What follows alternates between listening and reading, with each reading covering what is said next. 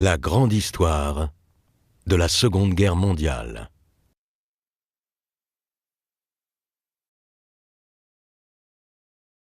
Épisode 10. Le Japon, maître de l'Asie.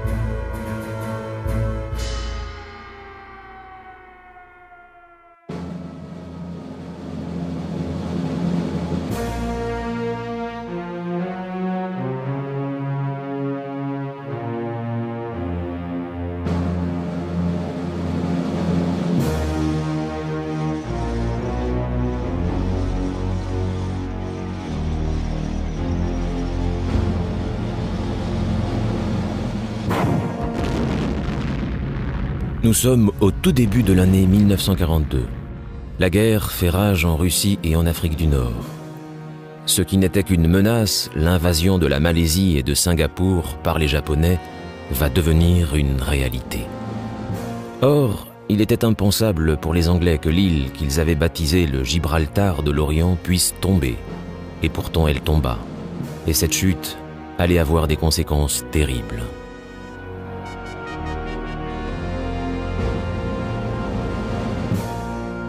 Quelques 80 000 Britanniques furent faits prisonniers à Singapour et 50 000 en Malaisie. Le Premier ministre britannique, Winston Churchill, en parla comme le pire désastre et la plus importante capitulation de toute l'histoire britannique.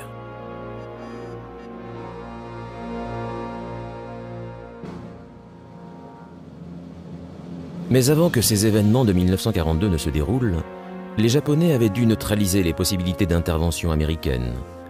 Ils étaient à la recherche de nouvelles ressources. Ils avaient perdu 93% de leur approvisionnement en pétrole après que le président des États-Unis, Franklin Roosevelt, ait ordonné l'embargo en juillet 1941.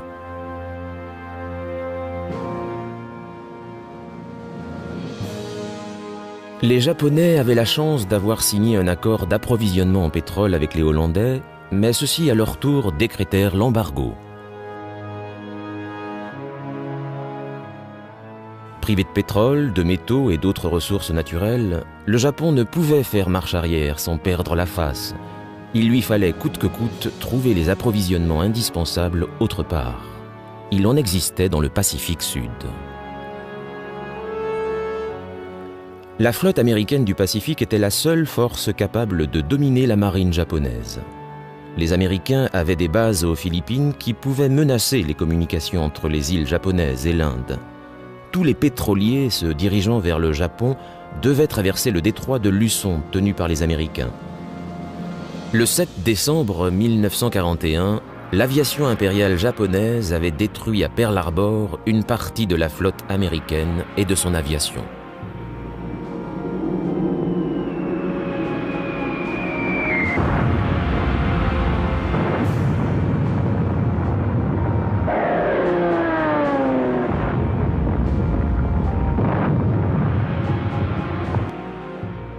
Ce raid fut d'une telle audace qu'il défiait l'imagination. Le président Roosevelt résuma la situation ainsi: une date marquée à jamais du sceau de l'infamie.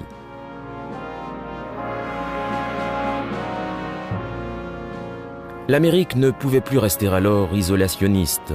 La guerre n'allait plus être un conflit uniquement européen, il allait devenir mondial. Le 8 décembre 1941, le Congrès américain vota l'état de guerre contre le Japon. Le 11 décembre, les pays de l'Axe déclarèrent la guerre aux USA. Le Congrès reconnut immédiatement l'existence d'un état de guerre avec l'Allemagne et l'Italie. Les USA étaient désormais engagés sur tous les fronts.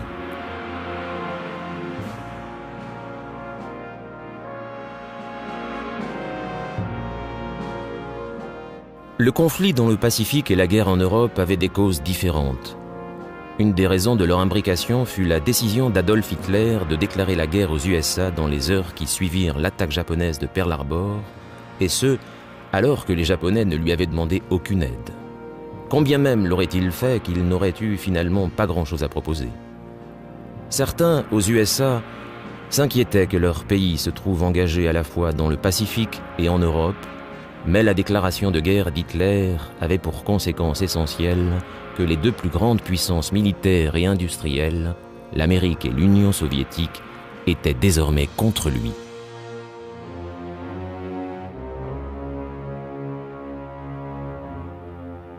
La principale cause de la guerre dans le Pacifique était la décision japonaise d'étendre son empire. Ce que les Britanniques avaient fait un siècle plus tôt, le Japon voulait à son tour le faire. Angleterre et Japon, deux nations insulaires qui avaient besoin d'importer leurs matières premières.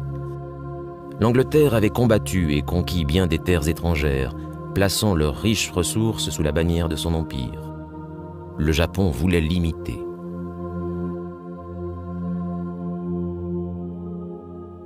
Pour les Japonais, la notion de guerre mondiale n'existait pas. Pour eux, il s'agissait de la Grande Guerre asiatique, un conflit qui n'avait pas commencé en 1939, mais bien en 1931 avec l'invasion de la Mandchourie. La Chine était le principal adversaire. Avec 65 millions de bouches à nourrir, le Japon avait compris que le seul moyen de satisfaire sa population passait par une expansion territoriale. Les Japonais s'étaient révélés des envahisseurs cruels en Chine, cherchant la gloire de leur empire, mais aussi les richesses qui se trouvaient au-delà de ses frontières pour accroître le développement de son industrie. Or, les ressources dont le Japon tentait de s'emparer étaient alors entre les mains des puissances coloniales européennes. Les Français étaient en Indochine, les Hollandais en Indonésie et les Anglais en Malaisie, à Singapour et en Birmanie. Les puissances coloniales étant engagées dans la guerre en Europe, leur capacité militaire était limitée en Asie. Le Japon saisit cette opportunité pour attaquer. Mais si le Japon voulait connaître le succès dans son attaque des vieilles puissances coloniales, il devait empêcher la flotte américaine de venir à leur secours. L'attaque de Pearl Harbor leur laissa le champ libre.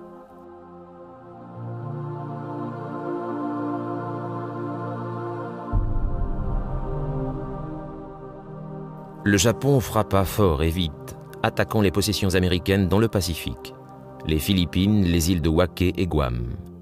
Il en allait de même pour l'île de Midway, victime de la puissance des navires de guerre japonais. Ce schéma se répéta encore et encore. Les Japonais passèrent alors à l'offensive sur le continent asiatique. Hong Kong, que les Japonais surnommaient la citadelle de l'impérialisme britannique en Chine, fut touché par des bombardements aériens et navals. Des aérodromes en Malaisie furent dévastés par la très forte aviation impériale et Singapour fut bombardé.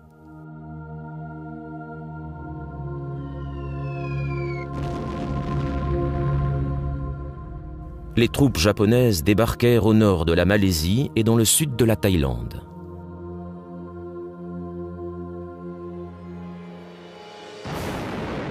La principale base aérienne des Philippines, Clark Field, fut elle aussi attaquée.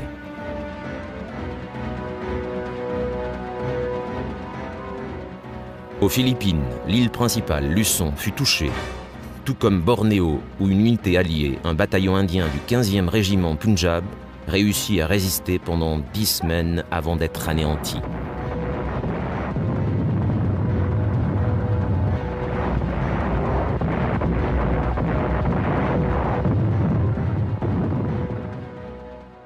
Après une semaine de combat, le jour de Noël 1941, la garnison britannique à Hong Kong capitula. Elle avait tenu plus longtemps que prévu. Isolée à la pointe sud-est de la Chine, Hong Kong avait été très vite considéré comme perdu, car les 6000 défenseurs devaient faire face à 40 000 Japonais. Lorsque les réservoirs de la colonie furent pris, il ne resta plus à la garnison qu'à se rendre.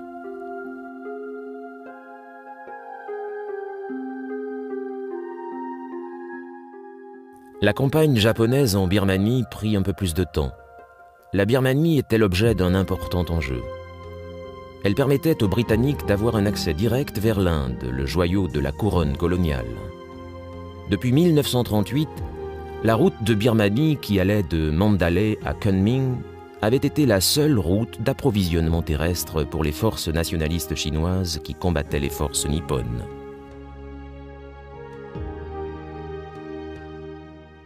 Pour les Américains, persuadés à tort que la Chine allait contribuer de façon significative au combat pour vaincre le Japon, il était essentiel que cette route reste ouverte et que la Chine demeure approvisionnée.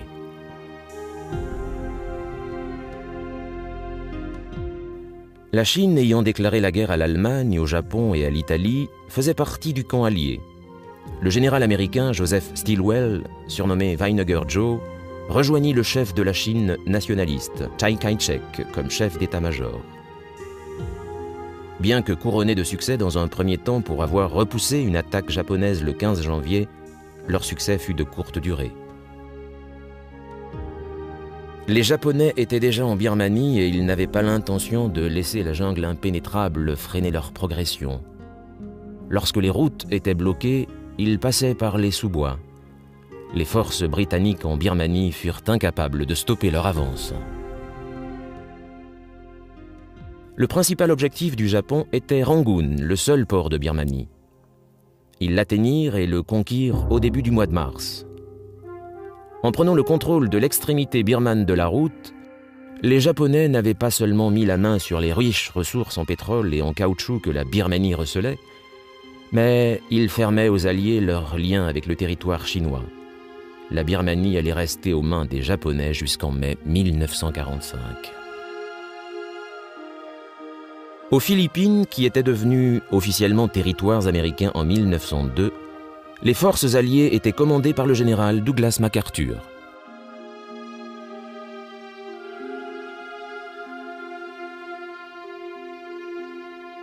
Les mois qui précédèrent le conflit furent calmes et employés à l'inspection ou à l'entraînement des troupes. Les officiers et leurs épouses consacraient leurs soirées et leurs week-ends à des réceptions mondaines ou à des tournois de golf, tandis que les soldats profitaient des délices des bars de Manille.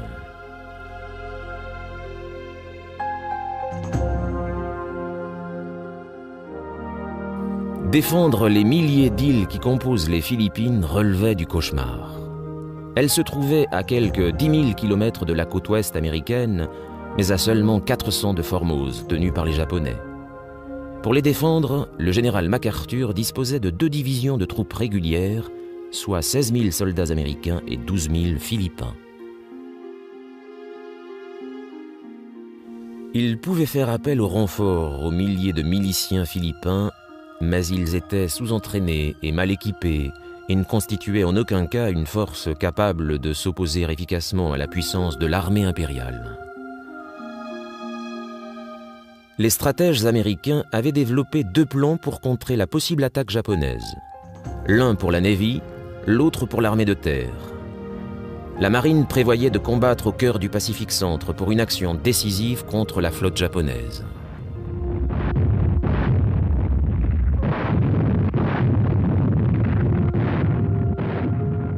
L'état-major ne voyait aucun moyen de sauver les Philippines et favorisait une défense stratégique le long d'une ligne allant de l'Alaska au Panama en passant par Hawaï. Mais laisser tomber les Philippines était politiquement impossible. Alors des efforts désespérés furent entrepris pour renforcer les défenses des îles.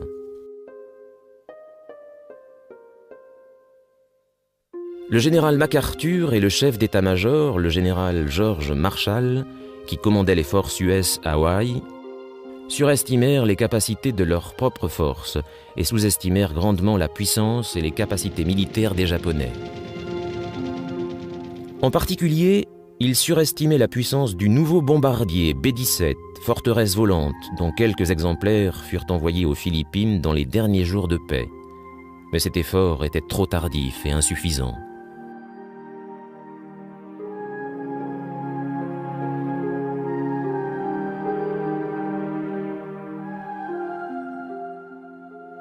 La flotte US du Pacifique était bloquée à Pearl Harbor. L'aviation japonaise avait les mains libres pour s'occuper des Philippines et clouer au sol l'US Air Force.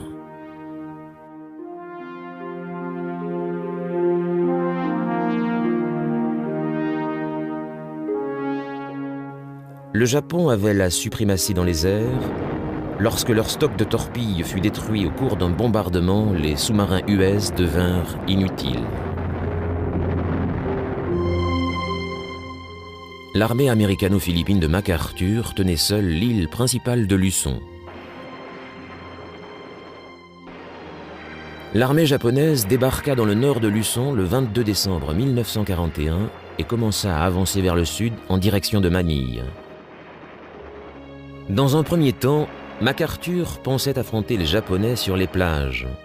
Mais sans aviation, il ne put que faire appel à la toute petite flotte américaine d'Asie, incapable d'affronter les Japonais en pleine mer.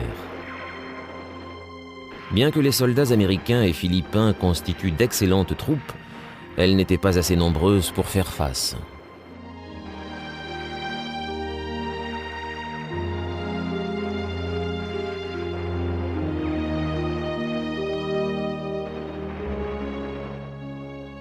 Après 2 semaines de combats acharnés, les troupes philippines et américaines se retranchèrent dans la péninsule de Bataan, sur la côte occidentale de la baie de Manille. Là, MacArthur pouvait mener une stratégie de défense, en rétrécissant ses lignes et en utilisant la zone montagneuse et couverte de jungle à son avantage. Mais il ne pouvait pas empêcher les Japonais d'utiliser le port de Manille. Peut-être pourrait-il tenir assez longtemps pour que des renforts lui soient envoyés depuis les USA.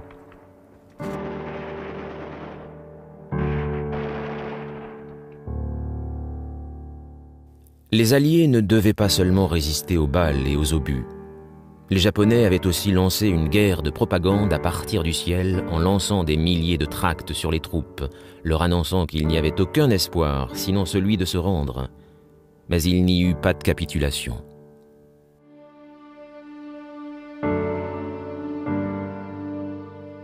Le 26 décembre 1941, MacArthur déclara Manille ville ouverte. Il ne pouvait plus combattre pour elle. Le 2 janvier, Manille et la base navale US de Cavite furent prises.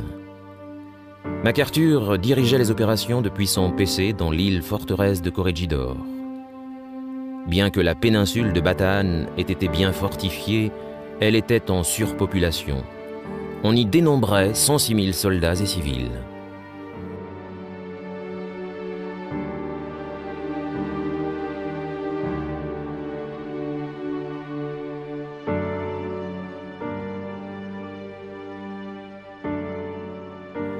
Il n'y avait pas assez de munitions, pas assez de nourriture. Les forces américano-philippines décimées par la dysenterie et la malaria continuaient de combattre. Les maladies et le manque d'alimentation firent plus de victimes que l'ennemi.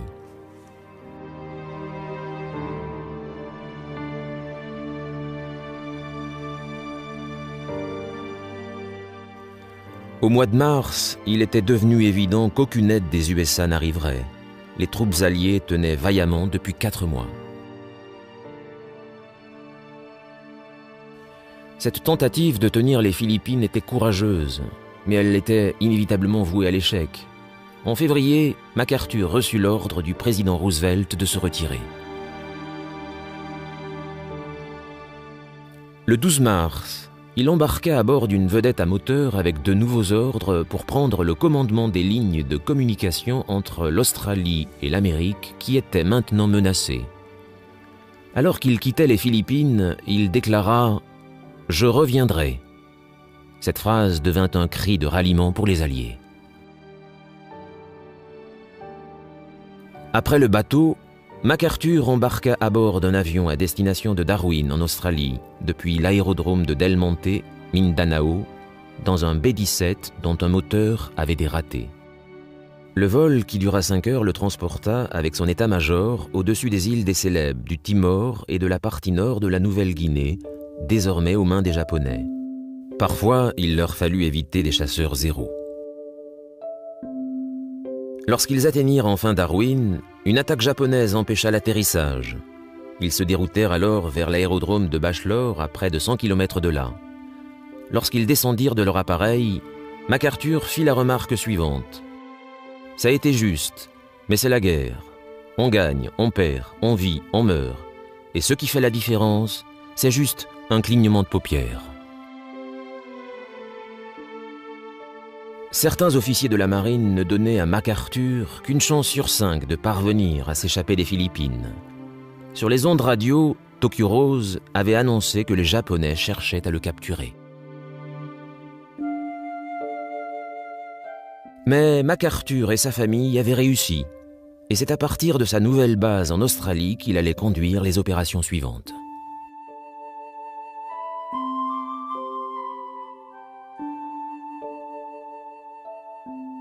Il lui fallut 2 ans avant qu'il ne puisse tenir son pari. En octobre 1944, il revint aux Philippines à la tête d'une force d'invasion américaine.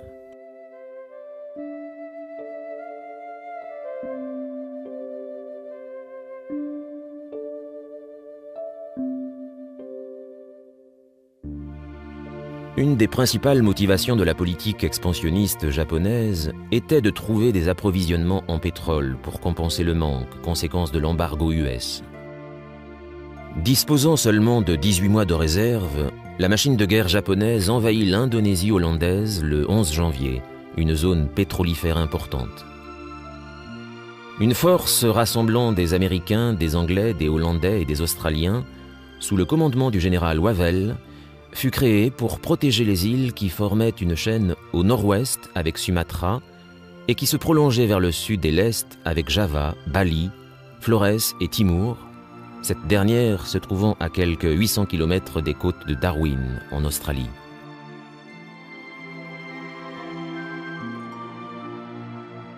Lorsque le général Wavell en prit le commandement, les perspectives n'étaient pas bonnes du tout. Les forces hollandaises étaient éparpillées à travers les îles dans de petites garnisons. Le soutien aérien était pauvre, il n'y avait aucun porte-avions pour assurer le soutien naval. Les Japonais attaquèrent le sud de Sumatra le 13 février avec 700 parachutistes. Java était également directement menacée. Sur ordre de Churchill, Wavell partit pour l'Inde. Il laissait les forces hollandaises sous le commandement de l'amiral hollandais Helfrich, 3 bataillons australiens, un escadron de chars anglais et 5 escadrons de la RAF. Ensemble, ils engagèrent les Japonais dans ce qui est devenu la bataille de la mer de Java. C'était une action courageuse, mais qui ne parvint pas à stopper les Japonais. Le temps que les forces d'invasion japonaises débarquent, la marine alliée à Java avait fini d'exister. Sans couverture aérienne ni soutien naval, la résistance au sol fut courte. L'amiral Helfrich se rendit le 8 mars. Simultanément, les forces impériales japonaises progressaient à travers la jungle de Malaisie en direction de l'objectif prioritaire que constituait Singapour. Les Anglais y étaient implantés depuis 1819 lorsque Sir Thomas Stamford Bigley Raffles y avait fondé un comptoir commercial. Ce devint sans tarder un poste avancé britannique important et le développement rapide de Singapour et de la British East India Company incita les Britanniques à y rester. En 1824, le statut de Singapour comme possession britannique fut scellé par un accord anglo-hollandais qui divisait l'archipel malais entre 2 puissances coloniales. Les Anglais contrôlaient la zone au nord du détroit de Malacca, dont Penang, Malacca et Singapour, tandis que les zones au sud étaient attribuées aux Hollandais. Les Britanniques avaient aussi des intérêts en Malaisie, au nord de l'île de Singapour. C'était devenu une source importante de caoutchouc et d'étain. Vers 1910, l'application des lois britanniques sur les territoires malais fut établie. Les territoires du détroit devenaient colonies de la couronne, dirigées par un gouverneur sous la supervision du Bureau des Affaires coloniales à Londres. Tous les habitants, dont plus de 50% de Chinois, devenaient des sujets britanniques, sans considération de race ou d'origine. Ils faisaient désormais face à l'invasion japonaise. En 1940, comme premier lord de l'amirauté, Winston Churchill avait été responsable de la défense de Singapour. Il était convaincu que si l'île devait être attaquée, ce serait par la mer. Il informa ses collègues du cabinet que, Singapour est une forteresse armée avec 5 canons de 15 pouces et dotée d'une garnison de 20 000 hommes et ne pourrait être pris qu'après un siège mené par une armée d'au moins 50 000 soldats. Un peu plus loin, il faisait remarquer que Singapour était aussi éloigné du Japon que New York l'était de Southampton. Il pensait qu'il était impossible de soutenir les soldats et de les approvisionner en munitions à une telle distance. Pour lui, il était impensable que les Japonais, qu'il décrivait comme un peuple prudent, puissent étendre leur emprise au-delà de la mer Jaune et de la Chine qu'ils occupaient déjà. Sûrement, ils ne s'embarqueraient pas dans une entreprise aussi risquée si loin de chez eux. Churchill avait tort. Churchill déploya 2 navires de guerre, le HMS Prince of Wales et le HMS Ripples. Le HMS Prince of Wales était un cuirassé de la classe King George V. Le Prince of Wales avait eu jusque-là une courte mais active carrière, ayant participé aux opérations contre le Bismarck et ayant transporté Churchill jusqu'à la conférence de Terre-Neuve. Le HMS Ripples était un croiseur de combat de la classe Renaud, l'avant-dernier navire de ce type construit. Il avait également participé à la chasse au Bismarck. L'amirauté avait prévu qu'un porte-avions les accompagnerait, mais cette décision ne fut jamais concrétisée. Le HMS Ripples quitta Singapour en compagnie du HMS Prince of Wales et de 4 destroyers pour tenter d'intercepter les convois japonais qui fonçaient vers la Malaisie. Mais cette chasse aux envahisseurs ne fut pas couronnée de succès et les navires reprirent la direction du sud. C'est à ce moment que les avions japonais entrèrent en action. La flotte fut attaquée par 86 appareils. Sans la protection d'un porte-avions, les navires étaient vulnérables. Cette force navale que les Britanniques pensaient être une dissuasion insubmersible fut coulée, laissant les côtes de la Malaisie sans défense. Le général Yamashita était alors libre de progresser. Son assaut contre Singapour allait être effectué par la Malaisie, alors que les Britanniques avaient tardé à envoyer des troupes vers le nord depuis Singapour. Constat évident, la Malaisie était mal défendue. La première opposition que les Japonais rencontrèrent fut celle du 3e corps de l'armée indienne qui défendait la côte. Ils furent rapidement isolés et forcés de se rendre. Parce que la 25e armée japonaise était numériquement inférieure aux Alliés, le général Yamashita concentra ses forces. Il disposait de 30 000 hommes alors que les Alliés en avaient 100 000 de plus. Mais en dépit de cette infériorité, les Japonais frappèrent fort.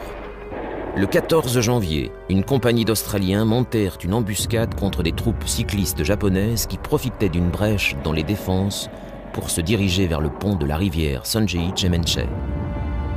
En dépit des lourdes pertes infligées aux Japonais pendant l'accrochage, les Australiens furent forcés de se retirer.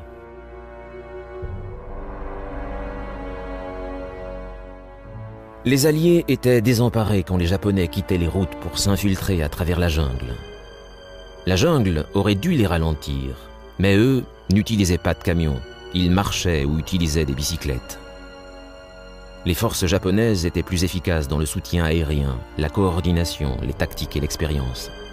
Les Anglais avaient largement sous-estimé les capacités militaires de leur adversaire.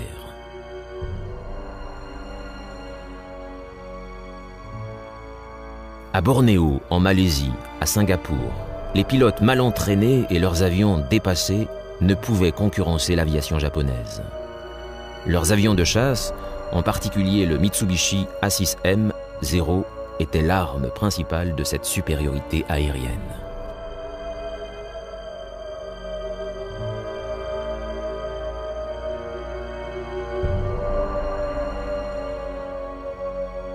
Les combats continuaient en Malaisie et parallèlement, les Japonais poursuivaient les bombardements stratégiques contre Singapour. Les Britanniques faisaient du mieux qu'ils pouvaient pour maintenir ces bombardiers à distance avec leurs canons anti-aériens tant qu'il leur restait des munitions. Les autorités décidèrent d'évacuer les femmes et les enfants et beaucoup ne revirent jamais leur mari ou leur père. La défaite était imminente. Tous les navires disponibles furent mobilisés en urgence pour évacuer les civils. L'Empire Star, conçu pour ne transporter qu'un petit nombre de passagers, était rempli de plus de 2000 réfugiés. Mais la coordination craqua et l'évacuation devint chaotique. Les avions ennemis attaquaient les navires et des milliers de civils se noyèrent. D'autres ne survécurent à la noyade que pour être exécutés par les troupes japonaises qui les attendaient sur les plages de Bangka. Pendant que se déroulaient en Asie ces tragiques événements, d'autres drames se passaient en Europe. Dès son accession au pouvoir en 1933, Hitler imposa les lois de Nuremberg, dépouillant les Juifs de leurs droits et de leur citoyenneté. Il ne faisait aucun secret de son antipathie envers les Juifs et parlait de leur suppression par tous les moyens. En 1941, les premiers camps d'extermination commençaient à se construire. Belzec, Sobibor, Treblinka, Chelmno, Majdanek et finalement Auschwitz-Birkenau. Le 20 janvier 1942, une conférence eut lieu dans une villa du quartier de Wannsee à Berlin. Cette réunion avait pour but de discuter des possibilités de l'extermination massive des Juifs. Bien qu'aucun ordre reliant directement Hitler aux exterminations des Juifs n'ait jamais été trouvé, Rudolf Hess, commandant du camp d'Auschwitz, et Adolf Eichmann, qui a été décrit comme l'architecte de l'Holocauste, dirent tous deux qu'un tel ordre avait bien existé et émis au début de l'été 1941. Dans son journal, Joseph Goebbels, ministre de la propagande du Reich, écrivait « Concernant la question juive, le Führer est déterminé à faire table rase. Maintenant, la guerre est mondiale. L'extermination des Juifs en est la conséquence inévitable. Nous ne pouvons faire de sentiments et n'avons pas à ressentir la moindre sympathie pour les Juifs. » Au cours de la réunion de Wannsee, les plans d'une solution finale furent établis. L'extermination en masse des Juifs débuta peu après. La machine de guerre allemande allait devoir faire face à une nouvelle coalition alliée. Les Américains combattaient les Japonais dans le Pacifique, mais ils étaient aussi sur le point de faire leur entrée en Europe avec 4000 soldats qui débarquèrent en Irlande du Nord. C'étaient les premières troupes US à mettre un pied sur le sol européen depuis que celles du corps expéditionnaire américain l'avaient quitté à la fin de la Première Guerre mondiale.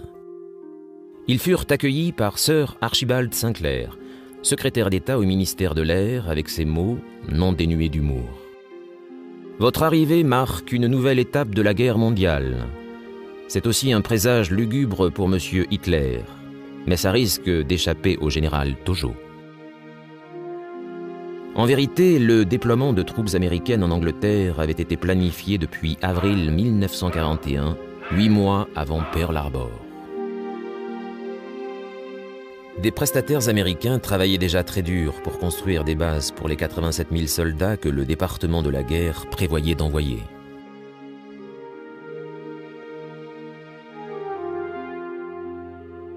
Pour les GIs basés en Angleterre, il y avait quelques habitudes à prendre. Pour commencer, ils conduisaient du mauvais côté de la route et les programmes de la BBC n'étaient pas exactement les mêmes que ceux auxquels ils étaient habitués. Le département de la guerre distribua un manuel nommé « Instructions pour les militaires américains en Grande-Bretagne » afin de les informer des particularités des Britanniques, leur pays, leurs habitudes. Le guide était conçu dans l'idée d'atténuer le choc culturel pour les soldats qui effectuaient leur premier voyage en Angleterre et pour beaucoup, leur premier voyage à l'étranger. Un passage disait « Les Britanniques ne savent pas faire le café, mais vous ne savez pas préparer une bonne tasse de thé. C'est une sorte d'échange. » Il y avait aussi des explications sur tout ce à quoi les GIs allaient devoir s'habituer, des unités de mesure à l'argent, au rationnement et au sport. Le baseball pouvait être le passe-temps national à la maison, mais en Angleterre, le cricket était le sport d'été par excellence. Pour les Américains, les subtilités de ce jeu restèrent hermétiques et peu attrayantes. L'arrivée en Angleterre d'une population riche venue de l'autre côté de l'Atlantique signifiait l'arrivée aussi d'approvisionnements américains. Les Anglais, spécialement les jeunes femmes, se voyaient maintenant offrir des biens qui étaient rationnés depuis 1940. Du beurre, du bacon, du sucre, du jambon et des œufs. Le fromage et les fruits en conserve firent leur apparition sur les tables de cuisine. Et comme par enchantement, il y avait abondance des bas en nylon et de chewing-gum. Le 9 février, le vieux dicton « La propreté, c'est la santé » était devenu un peu plus dur à suivre. Le savon venait d'être rationné, mais les Américains étaient venus avec tout ce qu'il fallait. Tout le monde était désireux d'être vu en train de faire son devoir. La famille royale britannique ne faisait pas exception. Le 25 février, la princesse Élisabeth, la future reine, s'engagea pour la durée de la guerre. Et pendant ce temps, à 10 000 kilomètres de l'Angleterre, les forces alliées reculaient en Malaisie. La campagne de 54 jours touchait à sa fin. À la consternation des Britanniques, les Japonais se rapprochaient de Singapour. Singapour était un important port stratégique, mais c'était aussi là que se trouvaient les principaux soutiens à la Chine. Le soutien financier venait de l'ethnie chinoise Han et participa à ralentir l'avancée japonaise en Chine. C'était une raison de plus pour les Japonais de s'emparer de cette île.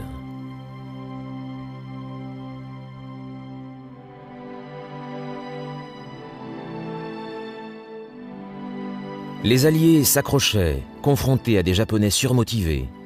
Pour le général Yamashita, c'était un moment de tension, comme il le rappellera plus tard. « Mon attaque contre Singapour était du bluff, un bluff qui a marché. J'avais 30 000 hommes et notre infériorité numérique était d'1 pour 3. Je savais que si je devais combattre trop longtemps pour Singapour, je serais battu. C'est pourquoi la reddition devait être obtenue d'un coup.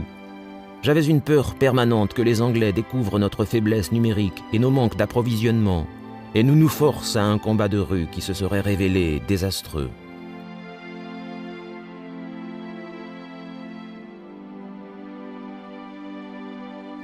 Singapour était sous le commandement du lieutenant-général Arthur Percival. À sa disposition, il avait environ 100 000 hommes venus d'Australie, de Grande-Bretagne et d'Inde, ainsi que des soldats recrutés en Malaisie et à Singapour.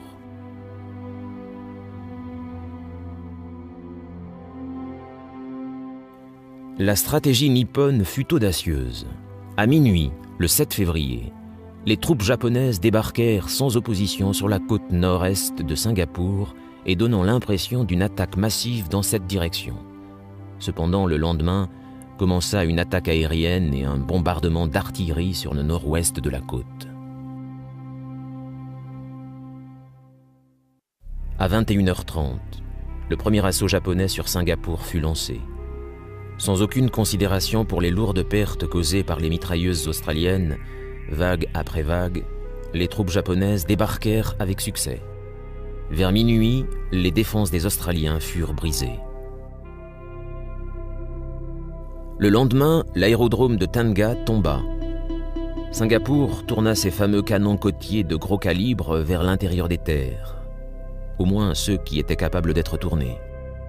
Ces canons étaient approvisionnés principalement avec des obus perforants, indispensables pour percer les coques blindées des navires de guerre, la raison d'être de ces canons. Si ces canons avaient disposé d'obus explosifs, les Japonais auraient subi de terribles pertes et ces pièces d'artillerie auraient pu aider à repousser l'avance japonaise. Ce ne fut pas le cas.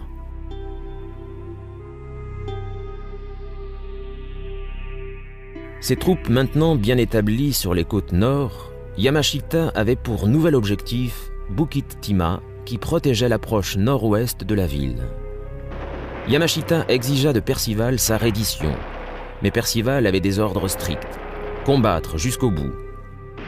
Un combat d'une violence extrême eut lieu entre la 18e division japonaise et les 1er et 2e bataillons du régiment malais, épaulés par des hommes de l'armée australienne.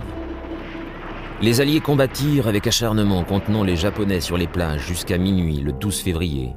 Mais l'adversaire était trop important et le régiment malais se retira. Sur Bukit Chandu, Les soldats alliés avaient épuisé leurs dernières munitions, mais refusèrent de se rendre. Ils affrontèrent les Japonais au corps à corps, mais c'était sans espoir. Dans l'après-midi du 14 février, Bukit Chandu tomba. Enragés par la résistance désespérée des soldats du régiment malais, les Japonais se vengèrent. Ils se ruèrent sur l'hôpital Alexandra, non loin de là, et exécutèrent à l'arme blanche tous les patients et les équipes médicales.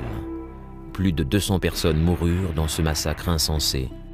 L'avance japonaise avait forcé maintenant les troupes britanniques à se retrancher dans un périmètre autour de la municipality. C'était leur toute dernière ligne de défense. Les Japonais convergeaient tout autour d'eux. La fin approchait. Les réserves d'eau étaient tombées à un niveau critique et les stocks de nourriture, de carburant et de munitions s'épuisaient. Les pertes de civils augmentant poussèrent Percival à prendre la terrible décision de se rendre.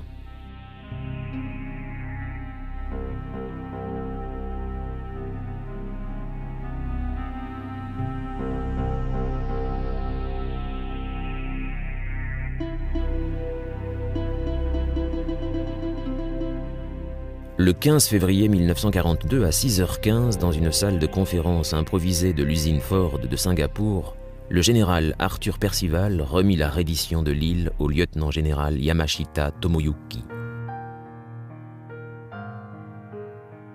C'était une brillante victoire pour le Japon, car la prise de Singapour marquait la fin de la puissance britannique en Extrême-Orient. Du côté britannique, le télégramme de Percival au commandement suprême des forces américaines, britanniques, hollandaises et australiennes disait « Tous, quel que soit leur grade, ont donné le meilleur d'eux-mêmes. » Des 50 000 soldats capturés à Singapour, 18 000 allaient mourir de faim et de maltraitance dans les 3 années qui suivirent.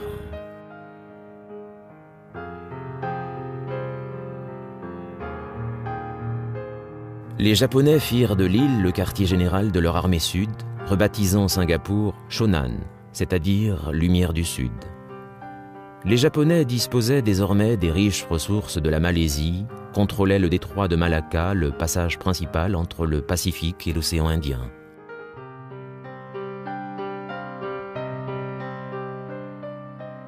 À la suite de la défaite britannique à Singapour, les mouvements nationalistes commencèrent à réaliser que les vieilles puissances coloniales n'étaient pas aussi invincibles qu'elles le pensaient. Ce moment marqua le début du déclin de l'Empire. À partir de cette date, il est possible de tracer la spirale descendante de la puissance coloniale britannique. Singapour tombé, ailleurs, d'autres territoires de l'Empire britannique allaient être attaqués. Juste avant 10 heures, le 19 février, 188 avions japonais piquèrent sur Darwin. Ce fut une attaque de grande précision. Ce raid marquait le début des attaques contre l'Australie qui durèrent jusqu'en 1943. Les Australiens le vécurent comme leur Pearl Harbor, bien qu'il n'ait rien à voir avec celui sur la garnison américaine à Hawaï. Le bombardement fut brutal et intensif. Darwin était sans défense.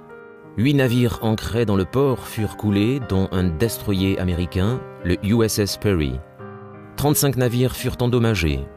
Aucun des quelques avions alliés disponibles ne décolla.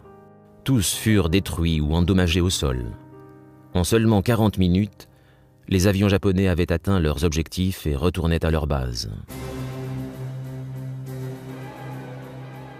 Mais une autre vague arrivait. Cette fois, il s'agissait de 54 bombardiers. Leur cible, la ville et l'aérodrome de Darwin. 250 dockers et ouvriers du port furent tués ce jour-là et 400 environ furent blessés.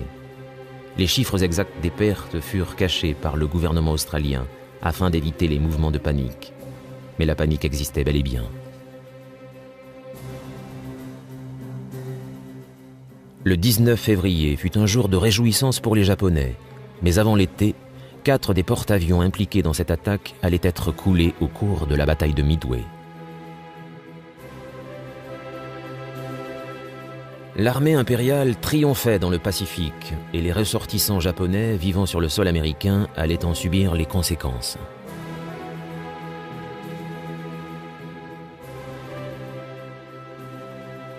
Après Pearl Harbor, les Japonais n'étaient plus évidemment les bienvenus aux États-Unis.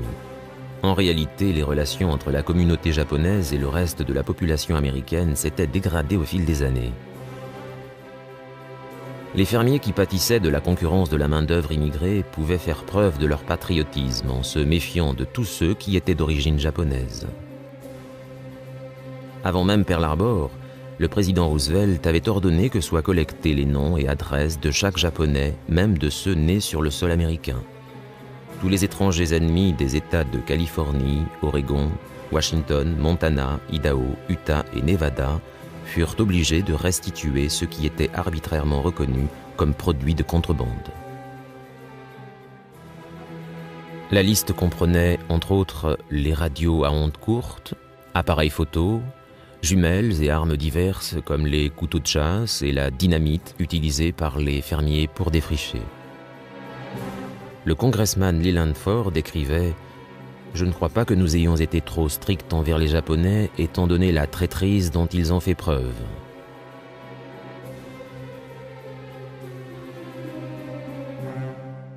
Par un vote, la Californie raya de tout poste dans la fonction publique les descendants et ressortissants de tous les pays en guerre contre les USA. Des zones interdites furent établies pour les natifs des pays ennemis. Les Allemands, les Italiens et les Japonais reçurent l'ordre de quitter le front de mer à San Francisco. Rapidement, tous ceux désignés comme étrangers indésirables furent déménagés loin des zones côtières américaines.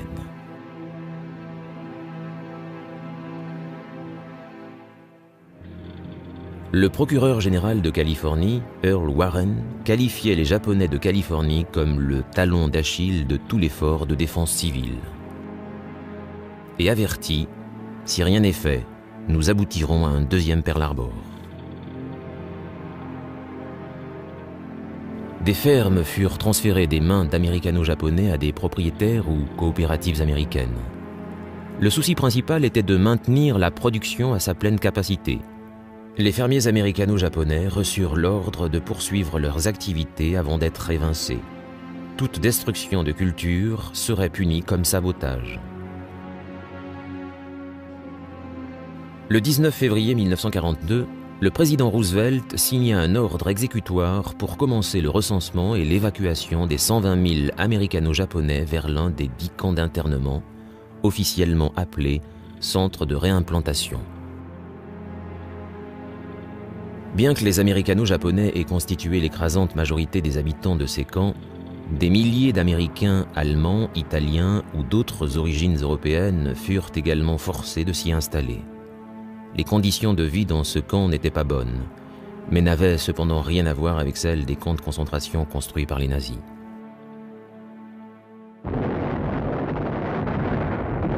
En Europe, tout n'allait pas au mieux pour le Troisième Reich. Malgré le siège impitoyable de Leningrad, la ville refusait de céder. Leningrad était une des cibles principales de l'opération Barbarossa. Elle aurait dû tomber comme une feuille morte. Les premiers obus touchèrent Leningrad le 8 septembre 1941. L'armée rouge avait été débordée et les Allemands avaient encerclé la ville.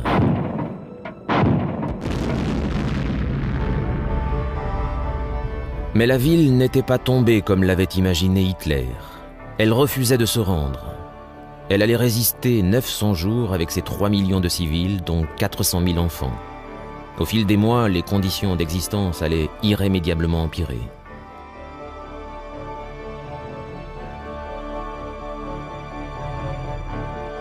Janvier et février furent les mois les plus durs d'un hiver particulièrement froid. Le manque de carburant entraîna l'interdiction d'utiliser l'électricité dans les maisons, l'industrie et les militaires étant prioritaires. Le pétrole pour les lampes à huile était introuvable. Le bois était devenu la source principale de chauffage des maisons dans lesquelles les meubles et les planchers avaient souvent déjà été brûlés. La nourriture indispensable pour affronter le froid était presque inexistante. Si du pain était disponible, les habitants devaient faire la queue dans ce froid glacial en espérant qu'il en reste un peu lorsque viendrait leur tour. Entre janvier et février, 200 000 personnes moururent de froid et de faim. En dépit de ces pertes tragiques et des conditions de vie inhumaines dans la ville, l'industrie de guerre continuait à fonctionner. Sans chauffage, sans eau, presque sans électricité et avec très peu de nourriture, la ville refusait toujours de tomber aux mains des nazis.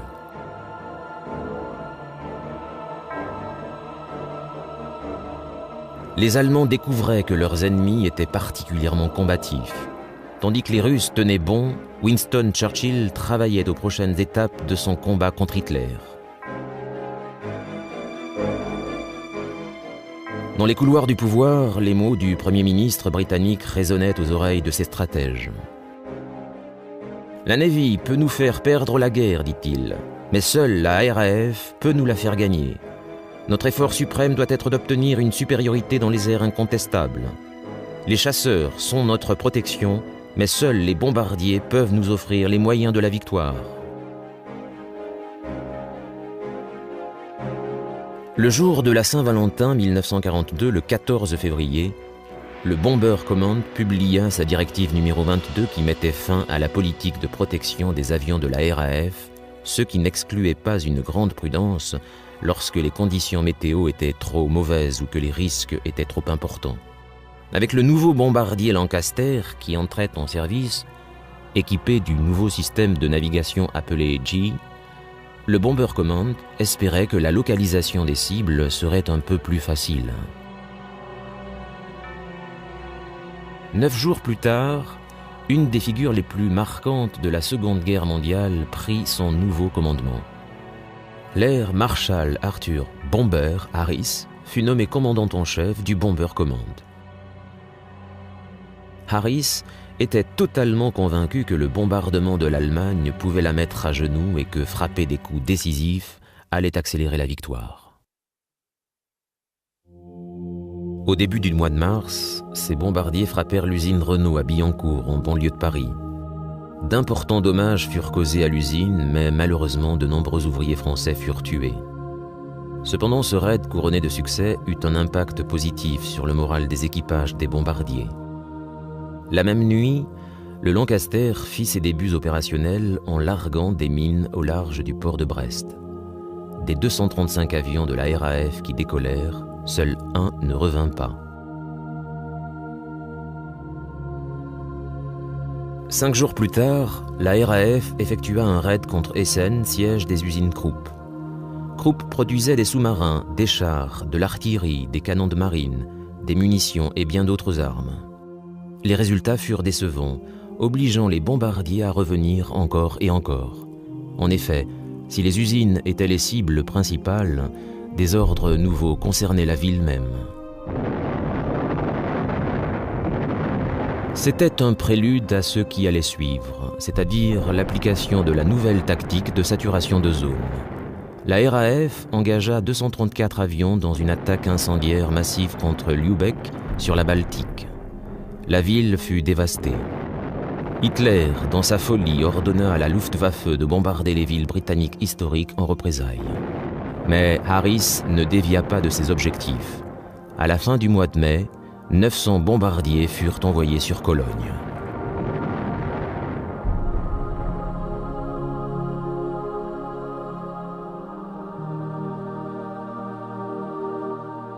Les bombardiers portant désormais le combat au cœur de l'Allemagne, la guerre en Europe prenait un tour nouveau, favorable aux Alliés. Hitler allait découvrir que les Alliés n'étaient pas prêts d'abandonner. Il allait devoir faire face à une RAF renaissante, une Amérique puissante et une Russie obstinée. Dans le Pacifique, bien que les Alliés aient été sévèrement battus par les Japonais, les bases d'une contre-attaque étaient en préparation. L'arrivée de troupes américaines à Nouméa en Nouvelle-Calédonie incitait à penser que celle-ci allait partir à la conquête de Guadalcanal, le premier d'une longue liste d'assauts amphibies contre les îles du Pacifique.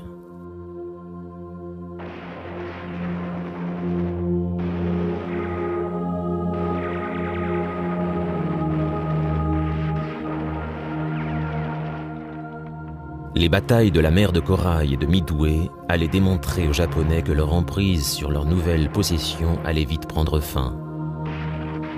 Oui, les Alliés passaient vraiment à la contre-attaque.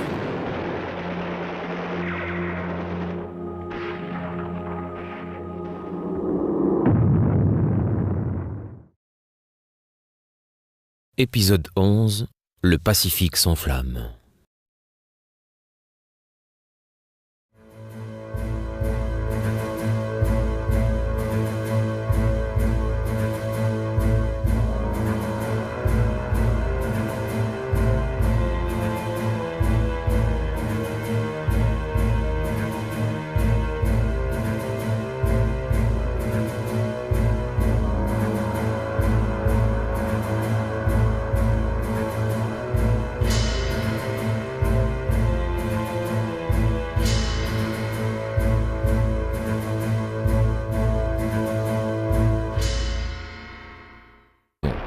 Mais Percival avait des ordres stricts. Combattre jusqu'au bout. Un combat d'une violence extrême eut lieu entre la 18e division japonaise et les 1er et 2e bataillons du régiment malais, épaulés par des hommes de l'armée australienne. Les Alliés combattirent avec acharnement contenant les Japonais sur les plages jusqu'à minuit le 12 février. Mais l'adversaire était trop important et le régiment malais se retira. Sur Bukit Chandu, les soldats alliés avaient épuisé leurs dernières munitions, mais refusèrent de se rendre. Ils affrontèrent les Japonais au corps à corps, mais c'était sans espoir. Dans l'après-midi du 14 février, Bukit Chandu tomba. Enragés par la résistance désespérée des soldats du régiment malais, les Japonais se vengèrent. Ils se ruèrent sur l'hôpital Alexandra, non loin de là, et exécutèrent à l'arme blanche tous les patients et les équipes médicales. Plus de 200 personnes moururent dans ce massacre insensé. L'avance japonaise avait forcé maintenant les troupes britanniques à se retrancher dans un périmètre autour de la municipality. C'était leur toute dernière ligne de défense. Les Japonais convergeaient tout autour d'eux. La fin approchait. Les réserves d'eau étaient tombées à un niveau critique et les stocks de nourriture, de carburant et de munitions s'épuisaient. Les pertes de civils augmentant poussèrent Percival à prendre la terrible décision de se rendre.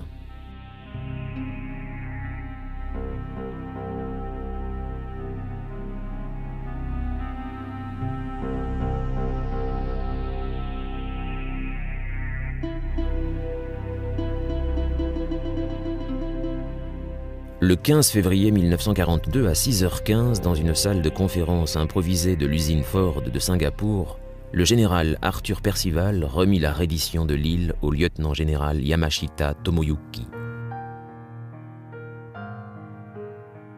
C'était une brillante victoire pour le Japon, car la prise de Singapour marquait la fin de la puissance britannique en Extrême-Orient.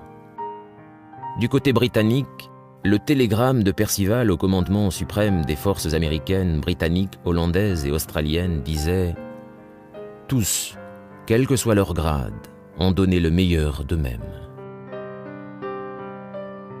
Des 50 000 soldats capturés à Singapour, 18 000 allaient mourir de faim et de maltraitance dans les 3 années qui suivirent.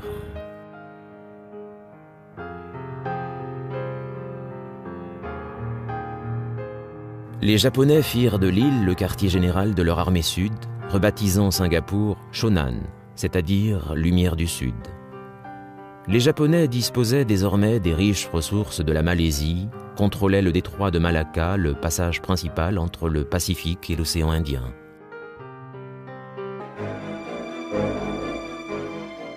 Dans les couloirs du pouvoir, les mots du Premier ministre britannique résonnaient aux oreilles de ses stratèges.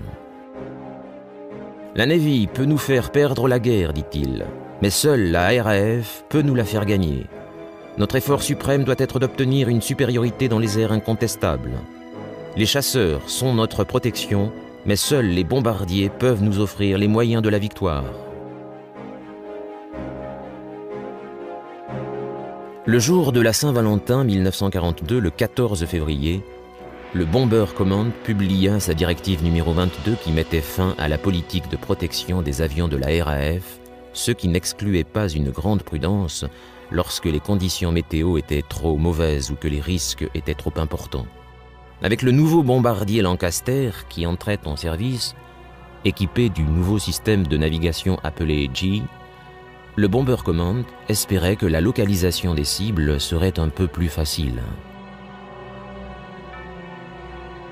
9 jours plus tard, une des figures les plus marquantes de la Seconde Guerre mondiale prit son nouveau commandement.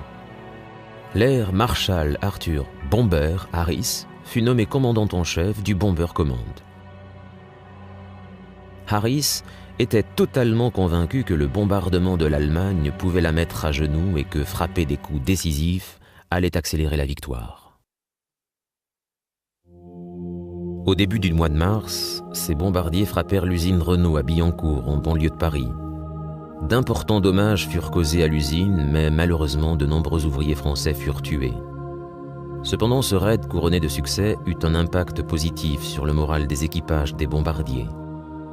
La même nuit, le Lancaster fit ses débuts opérationnels en larguant des mines au large du port de Brest. Des 235 avions de la RAF qui décollèrent, seul un ne revint pas. 5 jours plus tard, la RAF effectua un raid contre Essen, siège des usines Krupp. Krupp produisait des sous-marins, des chars, de l'artillerie, des canons de marine, des munitions et bien d'autres armes. Les résultats furent décevants, obligeant les bombardiers à revenir encore et encore. En effet, si les usines étaient les cibles principales, des ordres nouveaux concernaient la ville même. C'était un prélude à ce qui allait suivre, c'est-à-dire l'application de la nouvelle tactique de saturation de zone. La RAF engagea 234 avions dans une attaque incendiaire massive contre Lübeck sur la Baltique. La ville fut dévastée. Hitler, dans sa folie, ordonna à la Luftwaffe de bombarder les villes britanniques historiques en représailles. Mais l'attaque japonaise empêcha l'atterrissage. Ils se déroutèrent alors vers l'aérodrome de Bachelor, à près de 100 km de là. Lorsqu'ils descendirent de leur appareil, MacArthur fit la remarque suivante. « Ça a été juste, mais c'est la guerre. On gagne, on perd, on vit, on meurt. Et ce qui fait la différence, c'est juste un clignement de paupières. » Certains officiers de la marine ne donnaient à MacArthur qu'une chance sur 5 de parvenir à s'échapper des Philippines. Sur les ondes radio, Tokyo Rose avait annoncé que les Japonais cherchaient à le capturer. Mais MacArthur et sa famille avaient réussi, et c'est à partir de sa nouvelle base en Australie qu'il allait conduire les opérations suivantes.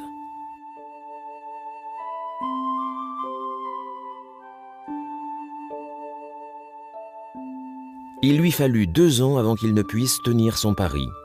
En octobre 1944, il revint aux Philippines à la tête d'une force d'invasion américaine.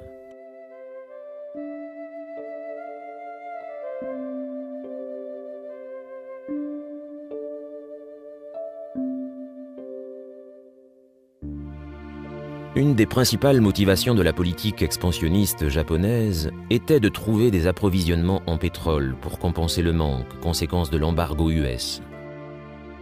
Disposant seulement de 18 mois de réserve, la machine de guerre japonaise envahit l'Indonésie hollandaise le 11 janvier, une zone pétrolifère importante.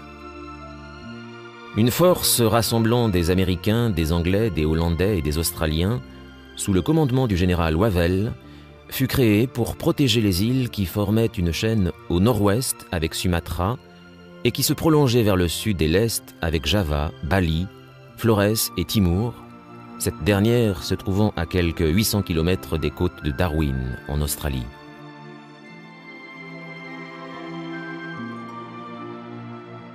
Lorsque le général Wavell en prit le commandement, les perspectives n'étaient pas bonnes du tout.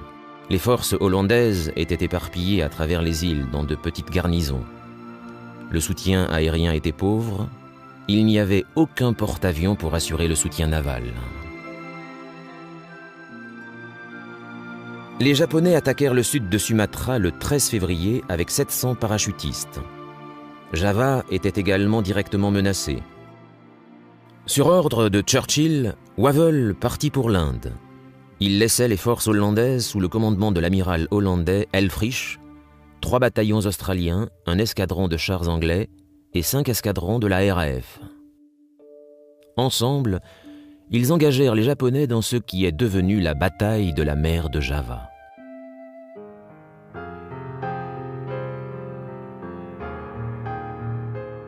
Les Japonais firent de l'île le quartier général de leur armée sud, rebaptisant Singapour Shonan, c'est-à-dire Lumière du Sud. Les Japonais disposaient désormais des riches ressources de la Malaisie, contrôlaient le détroit de Malacca, le passage principal entre le Pacifique et l'océan Indien.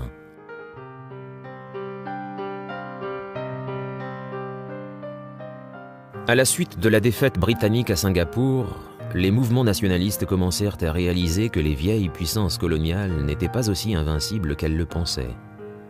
Ce moment marqua le début du déclin de l'Empire. À partir de cette date, il est possible de tracer la spirale descendante de la puissance coloniale britannique. Singapour tombé, ailleurs, d'autres territoires de l'Empire britannique allaient être attaqués.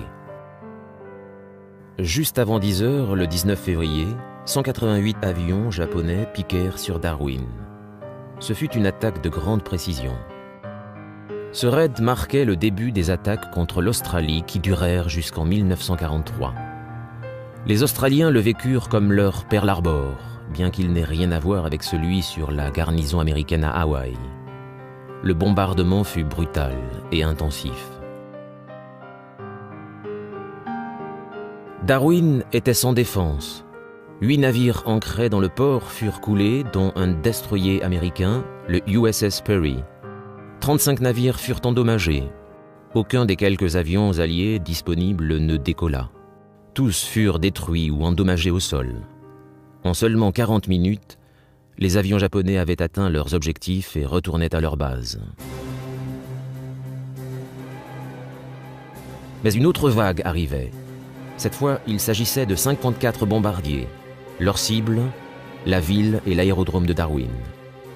250 dockers et ouvriers du port furent tués ce jour-là et 400 environ furent blessés. Les chiffres exacts des pertes furent cachés par le gouvernement australien afin d'éviter les mouvements de panique. Mais la panique existait bel et bien.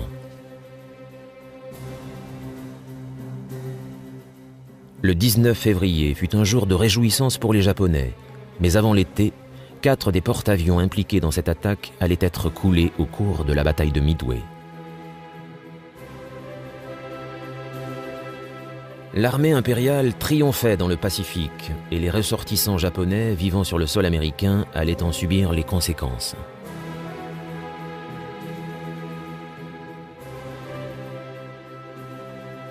Après Pearl Harbor, les Japonais n'étaient plus évidemment les bienvenus aux États-Unis.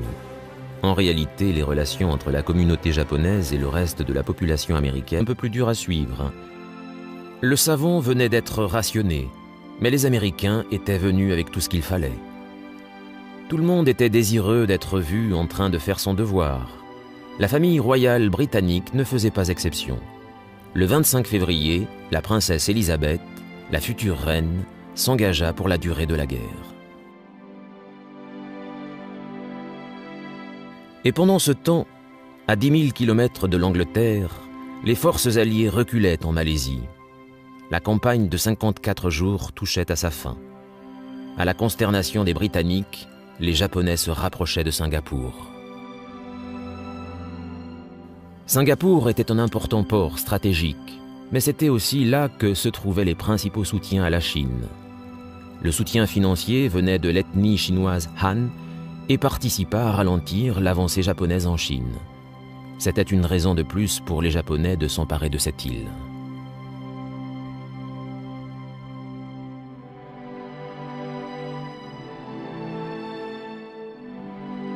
Les Alliés s'accrochaient, confrontés à des Japonais surmotivés. Pour le général Yamashita, c'était un moment de tension, comme il le rappellera plus tard. « Mon attaque contre Singapour était du bluff, un bluff qui a marché.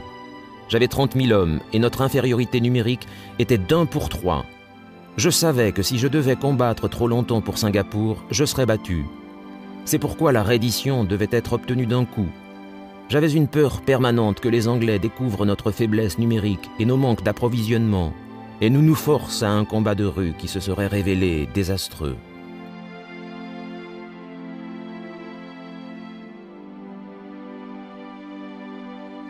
Singapour était sous le commandement du lieutenant-général Arthur Percival.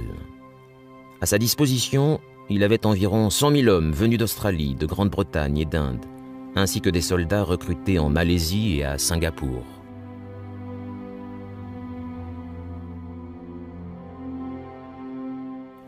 La stratégie nippone fut audacieuse. À minuit, le 7 février, les troupes japonaises débarquèrent sans opposition sur la côte nord-est de Singapour et donnant l'impression d'une attaque massive dans cette direction. Cependant, le lendemain, commença une attaque aérienne et un bombardement d'artillerie sur le nord-ouest de la côte. À 21h30, le premier assaut japonais sur Singapour fut lancé. Sans aucune considération pour les lourdes pertes causées par les mitrailleuses australiennes, vague après vague, les troupes japonaises débarquèrent avec succès. Vers minuit, les défenses des Australiens furent brisées. Le lendemain, la guerre aux USA.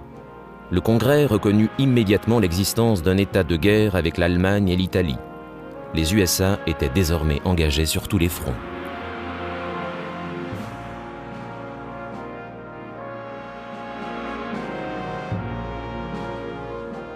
Le conflit dans le Pacifique et la guerre en Europe avaient des causes différentes. Une des raisons de leur imbrication fut la décision d'Adolf Hitler de déclarer la guerre aux USA dans les heures qui suivirent l'attaque japonaise de Pearl Harbor, et ce, alors que les Japonais ne lui avaient demandé aucune aide. Combien même l'aurait-il fait qu'il n'aurait eu finalement pas grand-chose à proposer. Certains, aux USA, s'inquiétaient que leur pays se trouve engagé à la fois dans le Pacifique et en Europe, mais la déclaration de guerre d'Hitler avait pour conséquence essentielle que les deux plus grandes puissances militaires et industrielles, l'Amérique et l'Union soviétique, étaient désormais contre lui.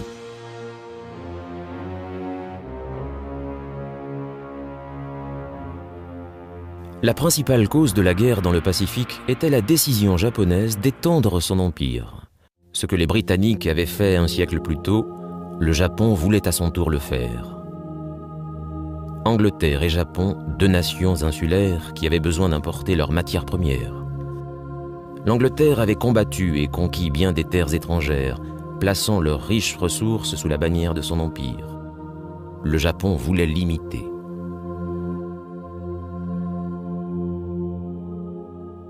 Pour les Japonais, la notion de guerre mondiale n'existait pas.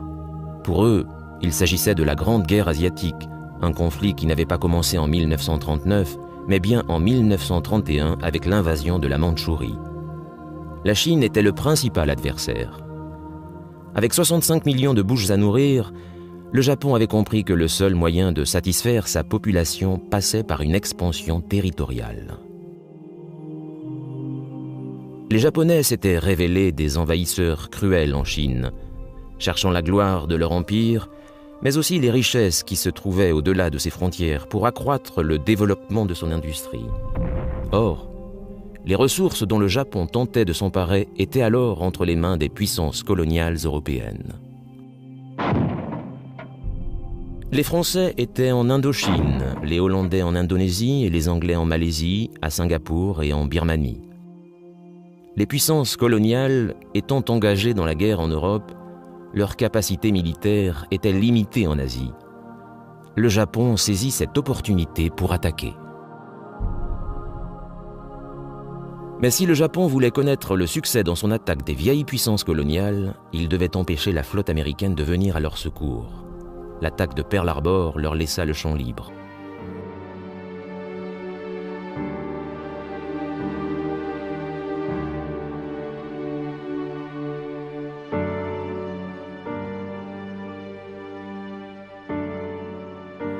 Il n'y avait pas assez de munitions, pas assez de nourriture. Les forces américano-philippines décimées par la dysenterie et la malaria continuaient de combattre. Les maladies et le manque d'alimentation firent plus de victimes que l'ennemi.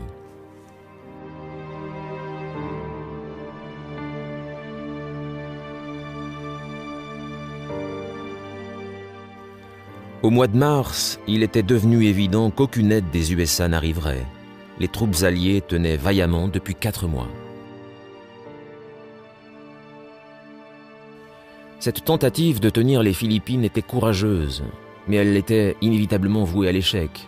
En février, MacArthur reçut l'ordre du président Roosevelt de se retirer.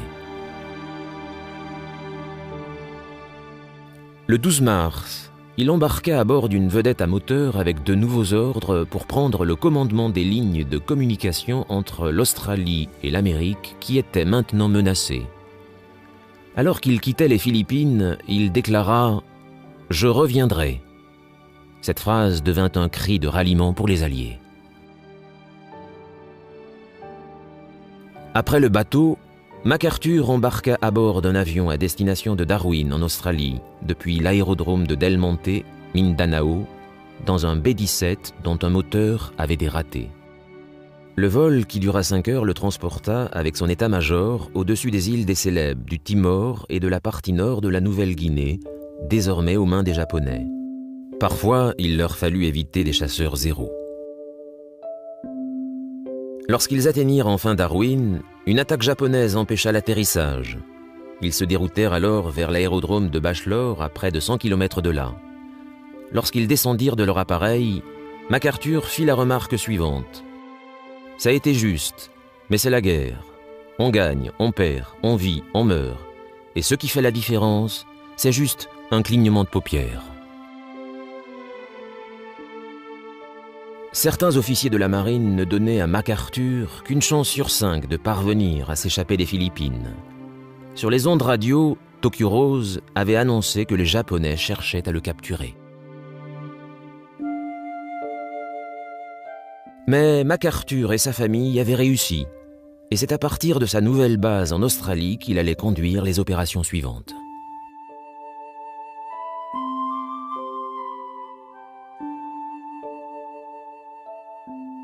Il lui fallut 2 ans avant qu'il ne puisse tenir son pari. En octobre 1944, un combat d'une violence extrême eut lieu entre la 18e division japonaise et les 1er et 2e bataillons du régiment malais, épaulés par des hommes de l'armée australienne. Les Alliés combattirent avec acharnement contenant les Japonais sur les plages jusqu'à minuit le 12 février. Mais l'adversaire était trop important et le régiment malais se retira. Sur Bukit Chandu, les soldats alliés avaient épuisé leurs dernières munitions mais refusèrent de se rendre. Ils affrontèrent les Japonais au corps à corps, mais c'était sans espoir. Dans l'après-midi du 14 février, Bukit Chandu tomba. Enragés par la résistance désespérée des soldats du régiment malais, les Japonais se vengèrent. Ils se ruèrent sur l'hôpital Alexandra non loin de là et exécutèrent à l'arme blanche tous les patients et les équipes médicales. Plus de 200 personnes moururent dans ce massacre insensé. L'avance japonaise avait forcé maintenant les troupes britanniques à se retrancher dans un périmètre autour de la municipality. C'était leur toute dernière ligne de défense. Les Japonais convergeaient tout autour d'eux. La fin approchait. Les réserves d'eau étaient tombées à un niveau critique et les stocks de nourriture, de carburant et de munitions s'épuisaient. Les pertes de civils augmentant poussèrent Percival à prendre la terrible décision de se rendre.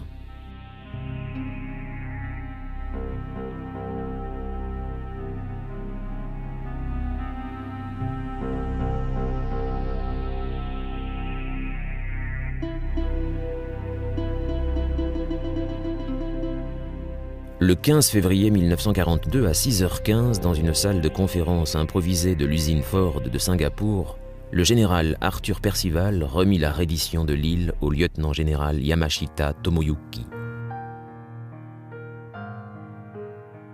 C'était une brillante victoire pour le Japon, car la prise de Singapour marquait la fin de la puissance britannique en Extrême-Orient.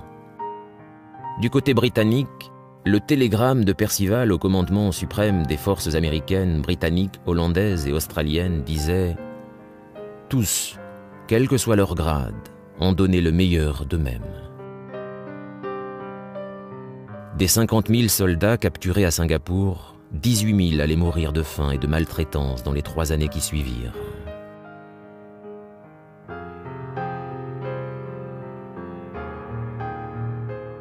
Les Japonais firent de l'île le quartier général de leur armée sud, rebaptisant Singapour Shonan, c'est-à-dire Lumière du Sud. Les Japonais disposaient désormais des riches ressources de la Malaisie, contrôlaient le détroit de Malacca, le passage principal entre le Pacifique et l'océan Indien.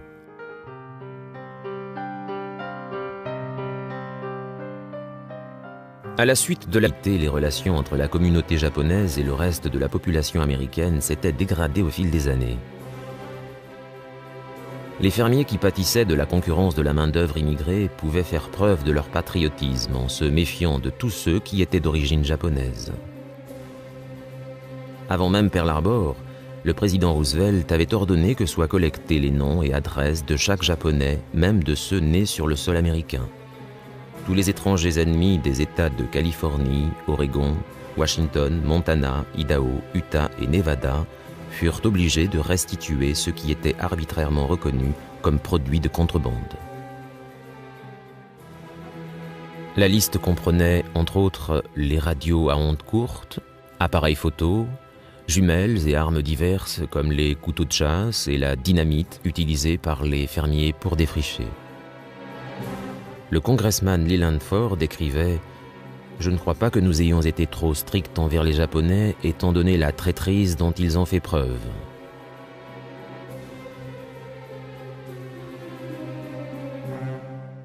Par un vote, la Californie raya de tout poste dans la fonction publique les descendants et ressortissants de tous les pays en guerre contre les USA. Des zones interdites furent établies pour les natifs des pays ennemis. Les Allemands, les Italiens et les Japonais reçurent l'ordre de quitter le front de mer à San Francisco. Rapidement, tous ceux désignés comme étrangers indésirables furent déménagés loin des zones côtières américaines.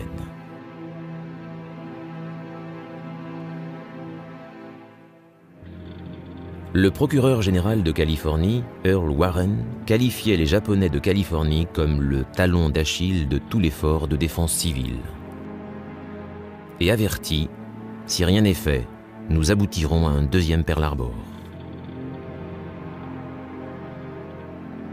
Des fermes furent transférées des mains d'américano-japonais à des propriétaires ou coopératives américaines. Le souci principal était de maintenir la production à sa pleine capacité. Les fermiers américano-japonais reçurent l'ordre de poursuivre leurs activités avant d'être évincés. Toute destruction de culture serait punie comme sabotage. Le 19 février 1942, le président Roosevelt signa un ordre exécutoire pour commencer le recensement et l'évacuation des 120 000 américano-japonais vers l'un des 10 camps d'internement, officiellement appelés Centre de réimplantation. Bien que les américano-japonais aient constitué l'écrasante majorité des habitants de ces camps, des milliers d'Américains, Allemands, Italiens ou d'autres origines européennes furent également forcés de s'y installer. Les conditions de vie dans ce camp n'étaient pas bonnes, mais n'avaient cependant...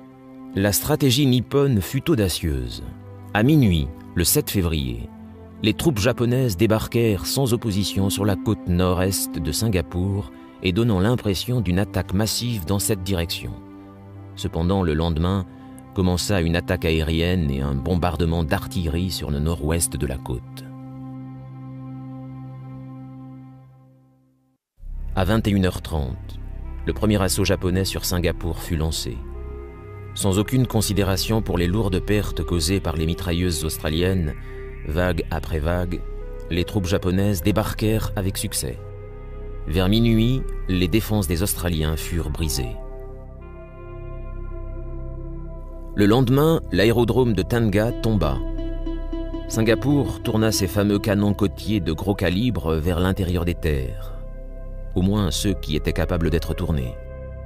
Ces canons étaient approvisionnés principalement avec des obus perforants, indispensables pour percer les coques blindées des navires de guerre, la raison d'être de ces canons.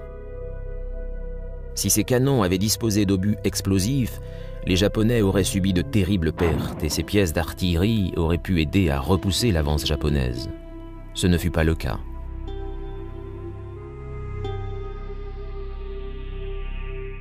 Ces troupes maintenant bien établies sur les côtes nord, Yamashita avait pour nouvel objectif Bukit Timah qui protégeait l'approche nord-ouest de la ville.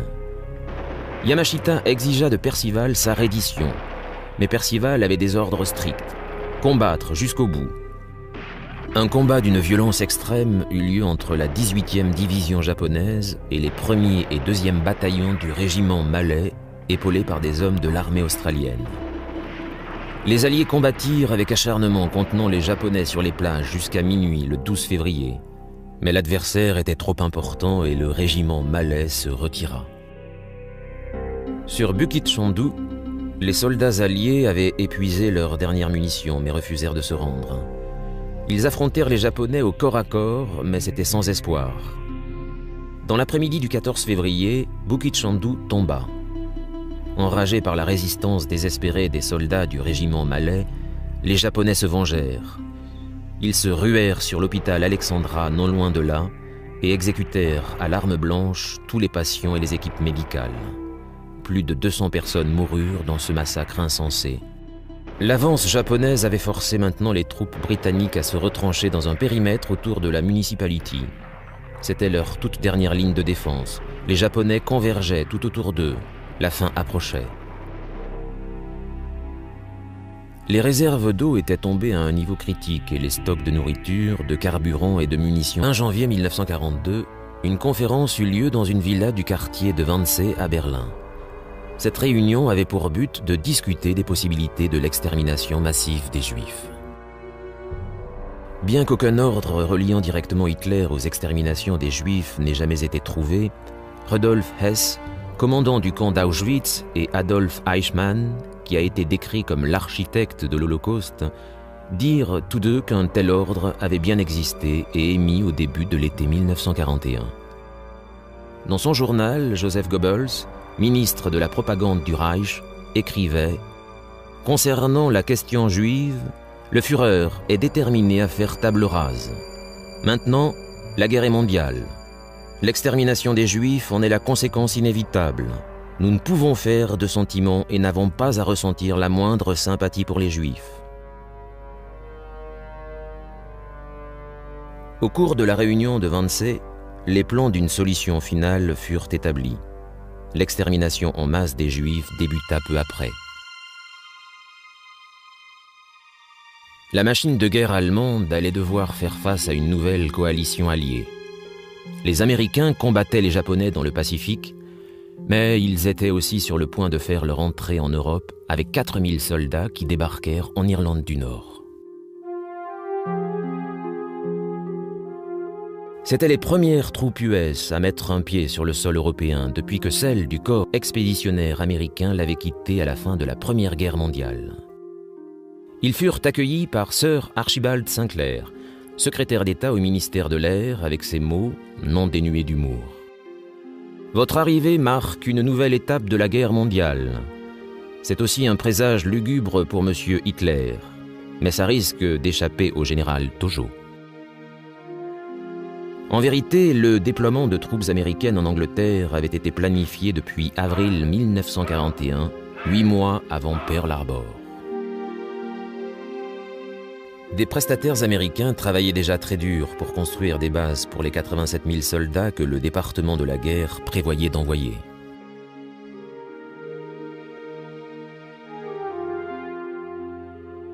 Pour les GIs basés en Angleterre, il y avait quelques habitudes à prendre. Pour commencer, ils conduisaient du mauvais côté de la route et les programmes de la BBC n'étaient pas exactement les mêmes que ceux auxquels ils étaient habitués.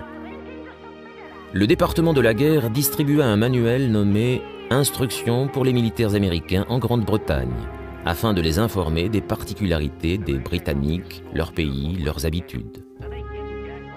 Le guide était conçu dans l'idée d'atténuer le choc culturel pour les soldats qui effectuaient leur premier voyage en Angleterre et par le général Douglas MacArthur.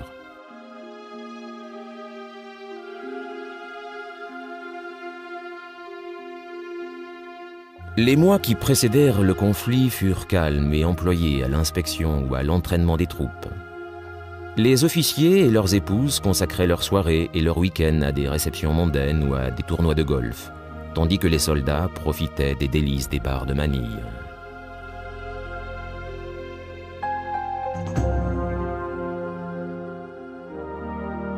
Défendre les milliers d'îles qui composent les Philippines relevait du cauchemar.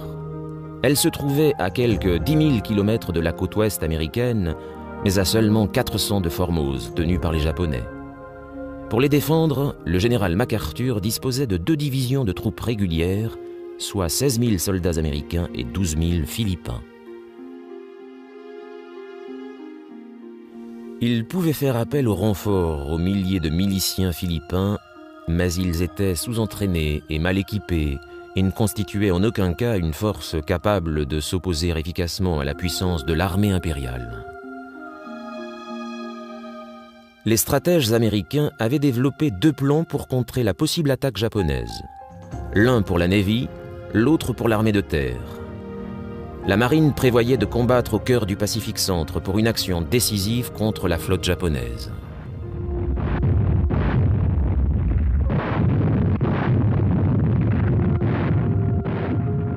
L'état-major ne voyait aucun moyen de sauver les Philippines et favorisait une défense stratégique le long d'une ligne allant de l'Alaska au Panama en passant par Hawaï.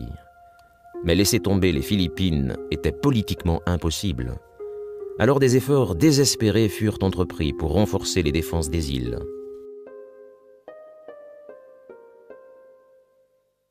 Le général MacArthur et le chef d'état-major, le général George Marshall, qui commandait les forces US à Hawaï, surestimèrent les capacités de leurs propres forces et sous-estimèrent grandement la puissance et les capacités militaires des Japonais.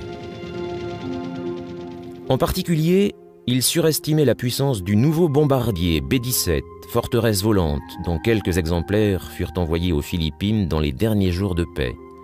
Mais cet effort était trop tardif et insuffisant.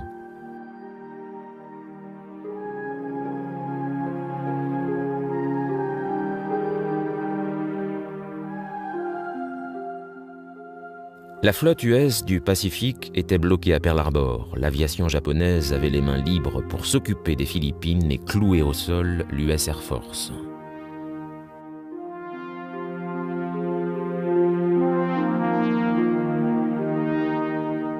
Pour but de discuter des possibilités de l'extermination massive des Juifs.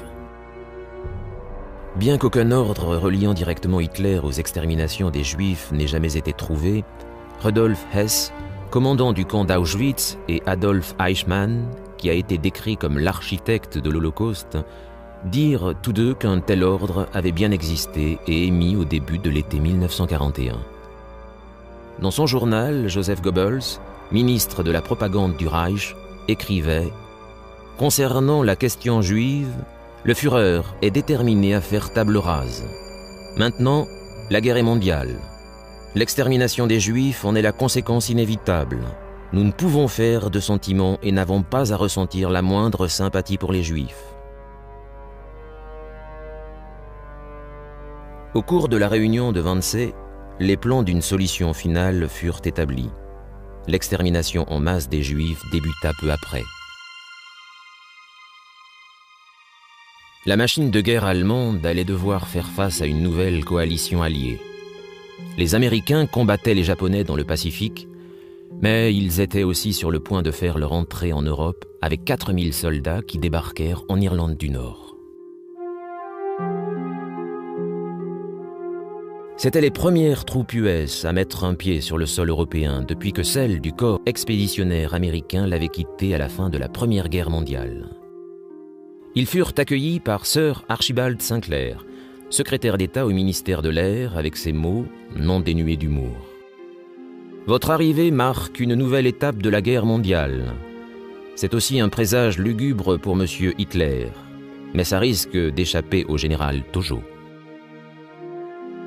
En vérité, le déploiement de troupes américaines en Angleterre avait été planifié depuis avril 1941, 8 mois avant Pearl Harbor. Des prestataires américains travaillaient déjà très dur pour construire des bases pour les 87 000 soldats que le département de la guerre prévoyait d'envoyer.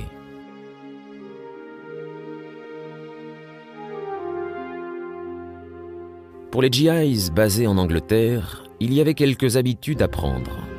Pour commencer, ils conduisaient du mauvais côté de la route et les programmes de la BBC n'étaient pas exactement les mêmes que ceux auxquels ils étaient habitués.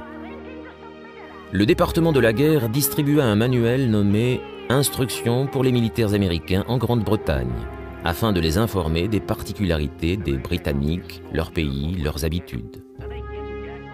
Le guide était conçu dans l'idée d'atténuer le choc culturel pour les soldats qui effectuaient leur premier voyage en Angleterre et pour beaucoup, leur premier voyage à l'étranger. Un passage disait « Les Britanniques